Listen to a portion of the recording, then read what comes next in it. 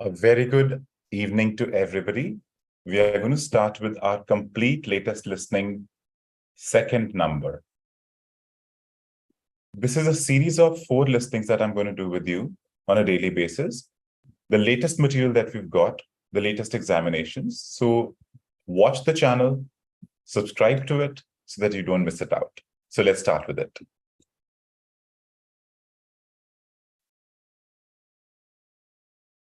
Part 1 is choose one word and or a number. Now remember one thing, in part 1 and in part 4, nowadays the format is that you have to choose one number or one word and or one word. And or means either you can use a word and a number or only a number or only a word. So let's do it. IELTS 18, published by Cambridge University Press and Assessment 2023. This recording is copyright. Test 1. This is the IELTS listening test. You will hear a number of different recordings and you will have to answer questions on what you hear. There will be time for you to read the instructions and questions and you will have a chance to check your work. All the recordings will be played once only. The test is in 4 parts. At the end of the test, you will be given 10 minutes to transfer your answers to an answer sheet. Now turn to Part 1.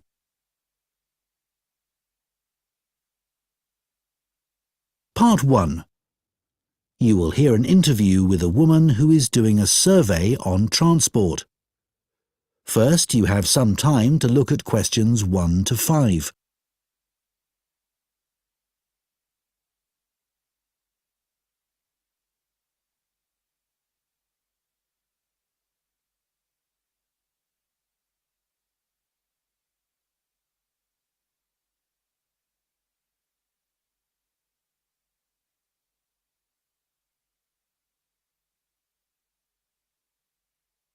Now listen carefully and answer questions 1 to 5.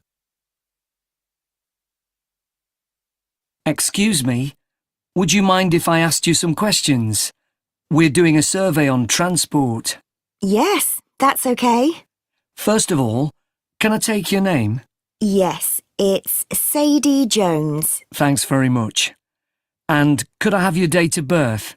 Just the year will do, actually. Is that all right? Yes, that's fine. It's 1991. So, next, your postcode, please. It's DW30 7YZ. Great, thanks. Is that in Wells? No, it's actually in Harborne. Wells isn't far from there, though. I really like that area. My grandmother lived there when I was a kid. Yes, it is nice. Right, so now I want to ask you some questions about how you travelled here today. Did you use public transport? Yes, I came by bus. OK, and that was today. It's the 24th of April, isn't it? Isn't it the 25th? No, actually, you're right. And what was the reason for your trip today? I can see you've got some shopping with you. Yes, I did some shopping, but the main reason I came here was to go to the dentist. That's not much fun. Hope it was nothing serious. No, it was just a checkup. It's fine. Good. Do you normally travel by bus into the city centre? Yes, I stopped driving in ages ago because parking was so difficult to find. And it costs so much. I see. The bus is much more convenient too. It only takes about 30 minutes. That's good. So where did you start your journey? At the bus stop on Claxby Street. Is that CLAXBY? That's right. Before you hear the rest of the conversation, you have some time to look at questions 6 to 10.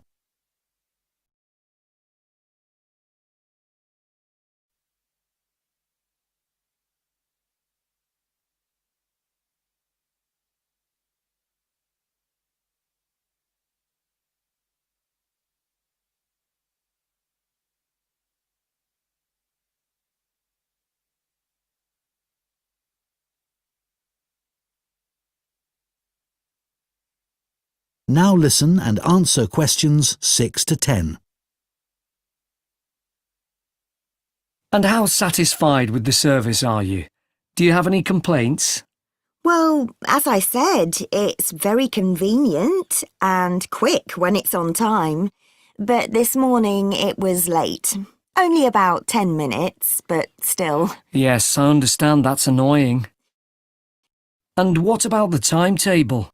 Do you have any comments about that?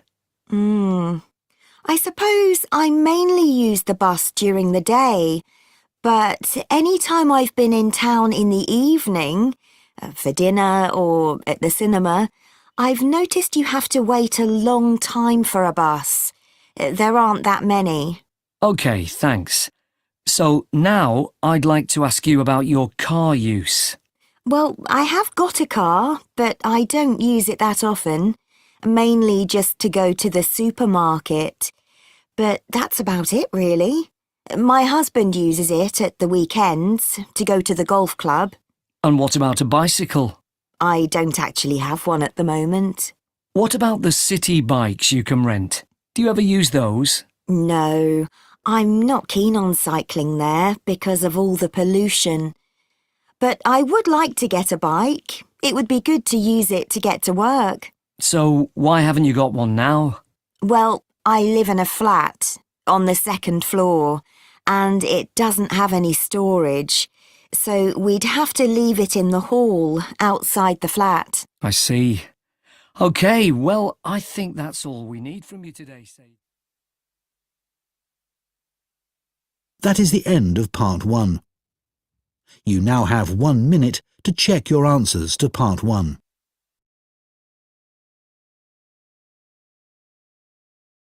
Now we'll be proceeding to Part 2. I am sure that you're having a pencil and a paper with you to write down all your answers. In case you do not have it, I request you to please keep it with you.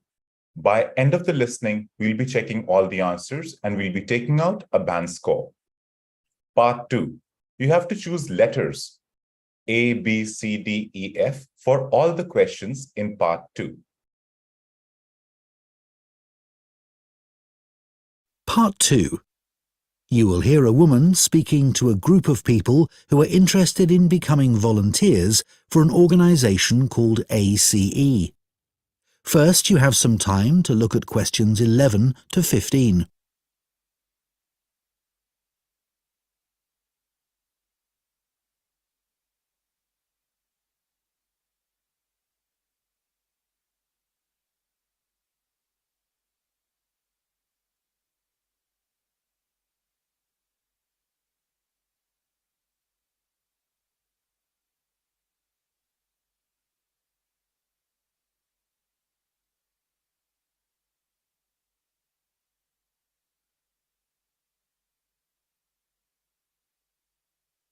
Now listen carefully and answer questions 11 to 15. Good evening, everyone. Let me start by welcoming you all to this talk and thanking you for taking the time to consider joining ACE Voluntary Organisation. ACE offers support to people and services in the local area, and we're now looking for more volunteers to help us do this. By the way, I hope you're all comfortable. We have brought in extra seats so that no one has to stand, but it does mean that the people at the back of the room may be a bit squashed. We'll only be here for about half an hour, so hopefully that's okay. One of the first questions we're often asked is how old you need to be to volunteer. Well, you can be as young as 16, or you can be 60 or over. It all depends on what type of voluntary work you want to do. Other considerations, such as reliability, are crucial in voluntary work, and age isn't related to these, in our experience. Another question we get asked relates to training. Well, there's plenty of that, and it's all face-to-face. What's more, training doesn't end when you start working for us. It takes place before, during and after periods of work. Often it's run by other experienced volunteers, as managers tend to prefer to get on with other things. Now, I would ask you to consider a couple of important issues before you decide to apply for voluntary work. We don't worry about why you want to be a volunteer.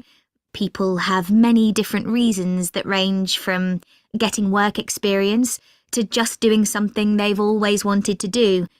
But it is critical that you have enough hours in the day for whatever role we agree is suitable for you. If being a volunteer becomes stressful, then it's best not to do it at all.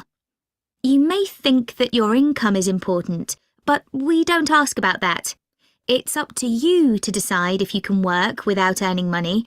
What we value is dedication. Some of our most loyal volunteers earn very little themselves, but still give their full energy to the work they do with us.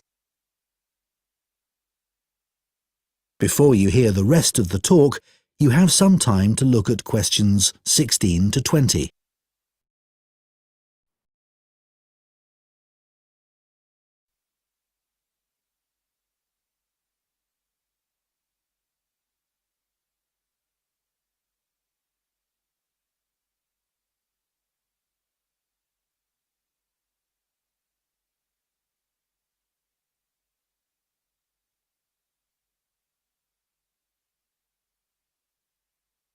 Now listen and answer questions 16 to 20.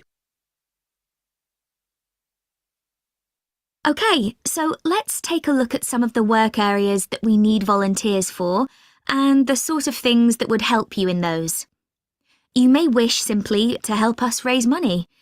If you have the creativity to come up with an imaginative or novel way of fundraising, we'd be delighted, as standing in the local streets or shops with a collection box can be rather boring. One outdoor activity that we need volunteers for is litter collection, and for this, it's useful if you can walk for long periods, sometimes uphill. Some of our regular collectors are quite elderly, but very active and keen to protect the environment. If you enjoy working with children, we have 3 vacancies for what are called playmates. These volunteers help children learn about staying healthy through a range of out-of-school activities. You don't need to have children yourself, but it's good if you know something about nutrition and can give clear instructions. If that doesn't appeal to you, maybe you would be interested in helping out at our story club for disabled children, especially if you have done some acting.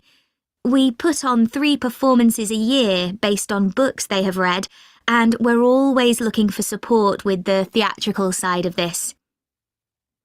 The last area I'll mention today is first aid. Volunteers who join this group can end up teaching others in vulnerable groups who may be at risk of injury. Initially, though, your priority will be to take in a lot of information and not forget any important steps or details. Right, so does anyone have any questions for me about it? That is the end of part 2. You now have 30 seconds to check your answers to part 2. Now, we'll proceed to part 3. In part 3, again, we have to choose letters A, B, C, D, and on. Make it sure you write the correct letter.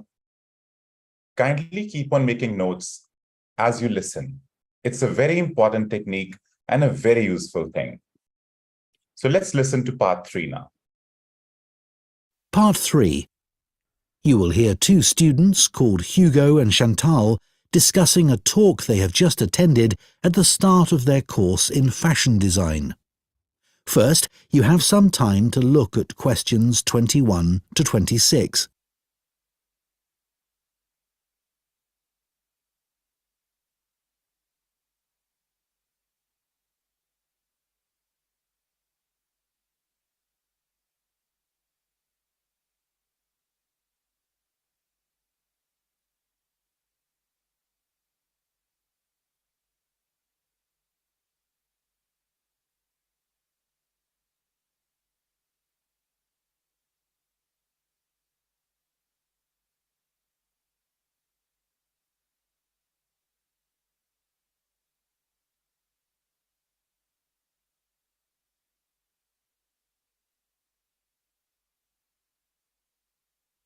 Now listen carefully and answer questions 21 to 26. Hi, Chantal. What did you think of the talk then? Hi, Hugo. I thought it was good once I'd moved seats. Oh, were the people beside you chatting or something? It wasn't that. I went early so that I'd get a seat and not have to stand. But then this guy sat right in front of me and he was so tall. It's hard to see through people's heads, isn't it? Impossible. Anyway, to answer your question, I thought it was really interesting, especially what the speaker said about the job market. Me too. I mean, we know we're going into a really competitive field, so it's obvious that we may struggle to get work. That's right. And we know we can't all have that dream job. Yeah, but it looks like there's a whole range of areas of work that we hadn't even thought of, like fashion journalism, for instance. Yeah, I wasn't expecting so many career options. Overall, she had quite a strong message, didn't she? She did. She kept saying things like, I know you all think this, but... And then she'd tell us how it really is. Perhaps she thinks students are a bit narrow-minded about the industry. It was a bit harsh, though. We know it's a tough industry. Yeah, and we're only first years after all. We've got a lot to learn. Exactly. Do you think our secondary school education should have been more career-focused? Well, we had numerous talks on careers, which was good, but none of them were very inspiring. They could have asked more people like today's speaker to talk to us. I agree. We were told about lots of different careers, just when we needed to be, but not by the experts who really know stuff. So, did today's talk influence your thoughts on what career you'd like to take up in the future? Well, I promised myself that I'd go through this course and keep an open mind till the end. But I think it's better to pick an area of the industry now and then aim to get better and better at it. Well, I think we'll just have to differ on that issue. One thing's for certain, though. From what she said, we'll be unpaid assistants in the industry for quite a long time. I'm prepared for that. Aren't you? Actually, I'm not going to accept that view. Really? But she knows it's the case, and everyone else says the same. That doesn't mean it has to be true for me. Okay, well, I hope you're right.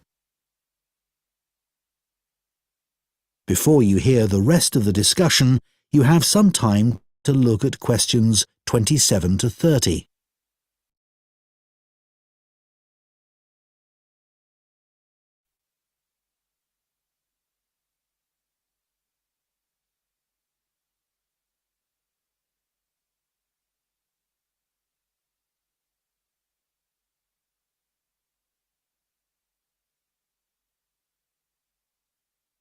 Now listen and answer questions 27 to 30. I thought the speaker's account of her first job was fascinating. Yeah. She admitted she was lucky to get work being a personal dresser for a musician. She didn't even apply for the job, and there she was getting paid to choose all his clothes. It must have felt amazing. Though she said all she was looking for back then was experience, not financial reward. And then he was so mean, telling her she was more interested in her own appearance than his. But she did realise he was right about that, which really made me think. I'm always considering my own clothes, but now I can see you should be focusing on your client. She obviously regretted losing the job. Well, as she said, she should have hidden her negative feelings about him, but she didn't. It was really brave the way she picked herself up and took that job in retail. Fancy working in a shop after that? Yeah, well, she recommended we all do it at some point. I guess, as a designer, you'd get to find out some useful information, like how big or small the average shopper is. I think that's an issue for manufacturers, not designers. However, it would be useful to know if there's a gap in the market, you know? An item that no one's stocking, but that consumers are looking for. Yeah, people don't give up searching. They also take things back to the store if they aren't right. Yeah. Imagine you worked in an expensive shop and you found out the garments sold there were being returned because they fell apart in the wash. Yeah, it would be good to know that kind of thing. Yeah. That is the end of Part 3. You now have 30 seconds to check your answers to Part 3. If you're seeing part 3, you would have noticed that it's quite tricky. Tricky in the sense that what they speak is not what is written. So you have to paraphrase everything. Paraphrase means the language is changed, but the sense is same. Let's go to part 4 now. In part 4, again, we have to choose one word and or a number, which means either one word or one number or a combination of both. So let's go to part 4. Part 4. You will hear a zoology student giving a presentation on the process of moving wild elephants to a new reserve, known as translocation. First, you have some time to look at questions 31 to 40.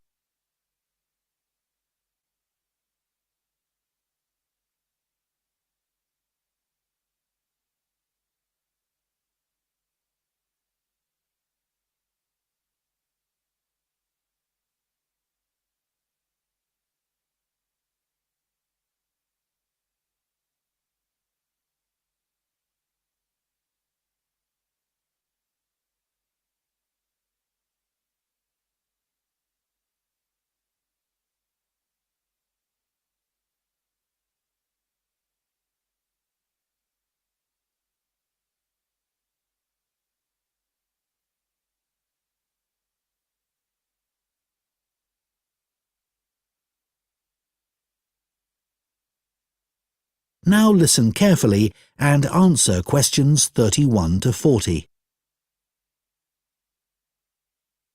For my presentation today, I want to tell you about how groups of elephants have been moved and settled in new reserves. This is known as translocation and has been carried out in Malawi in Africa in recent years. The reason this is being done is because of overpopulation of elephants in some areas. Overpopulation is a good problem to have, and not one we tend to hear about very often. In Malawi's Mageti National Park, the elephant population had been wiped out by poachers, who killed the elephants for their ivory. But in 2003, the park was restocked, and effective law enforcement was introduced. Since then, not a single elephant has been poached. In this safe environment, the elephant population boomed. Breeding went so well that there were more elephants than the park could support. This led to a number of problems. Firstly, there was more competition for food, which meant that some elephants were suffering from hunger. As there was a limit to the amount of food in the national park, some elephants began looking further afield. Elephants were routinely knocking down fences around the park, which then had to be repaired at a significant cost. To solve this problem, the decision was made to move dozens of elephants from Mageti National Park to Nkhotakota Wildlife Park, where there were no elephants. But, obviously, attempting to move significant numbers of elephants to a new home 300 kilometres away is quite a challenge.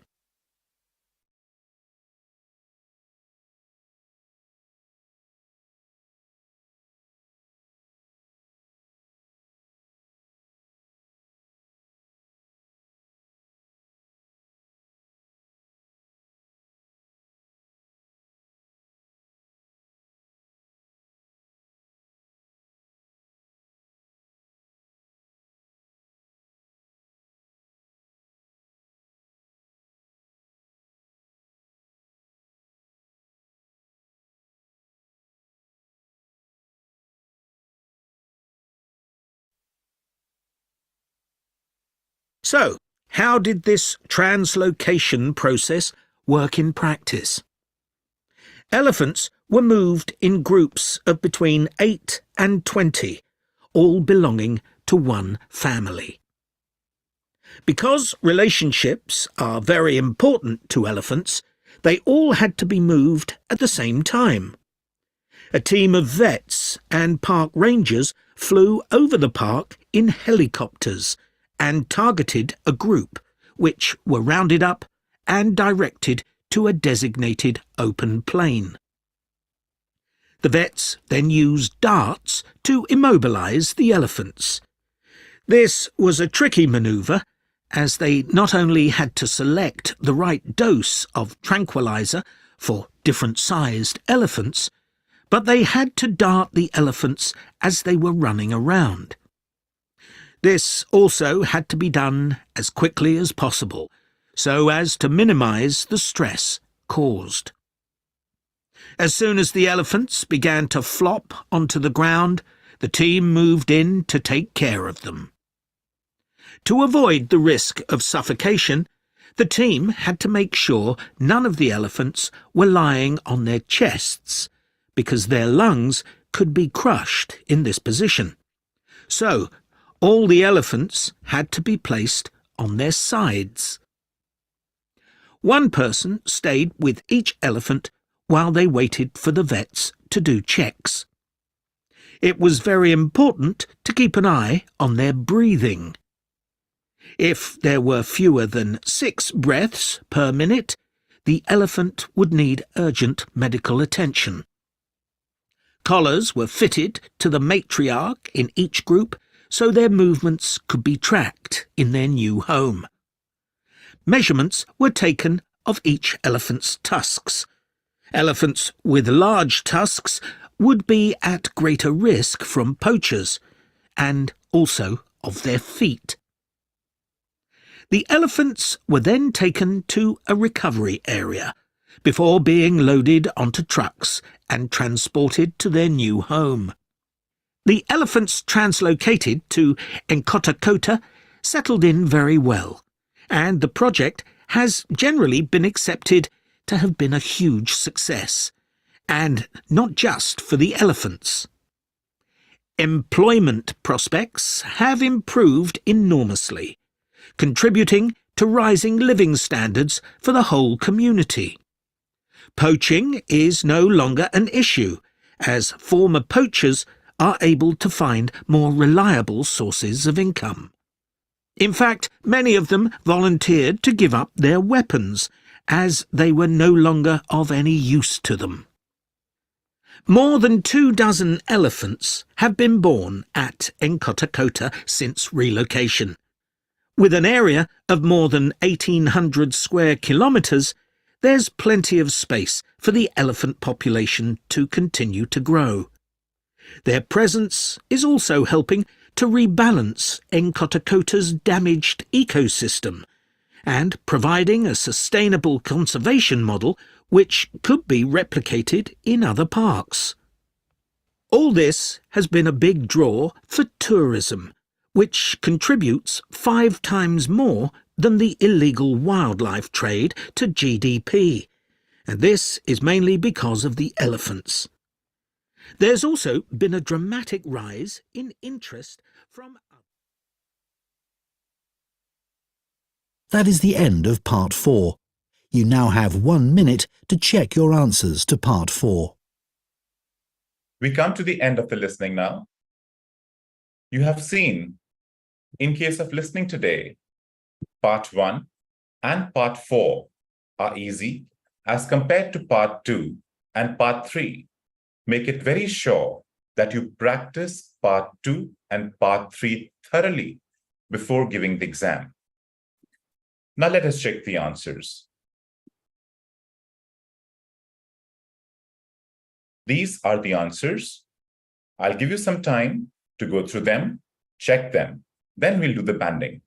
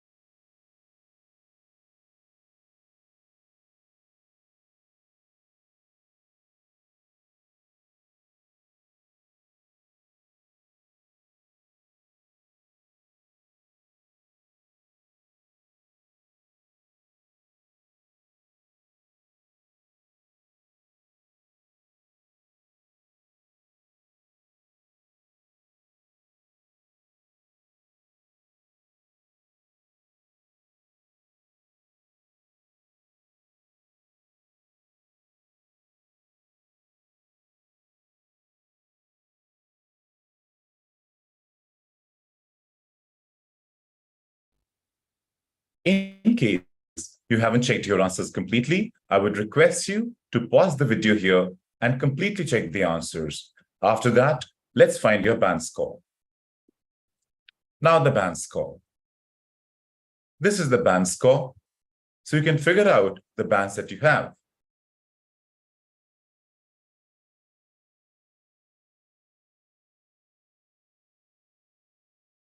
Write your bands in the comment section, and I will see you tomorrow with more listening and more practice. Thank you so much. Have a good day.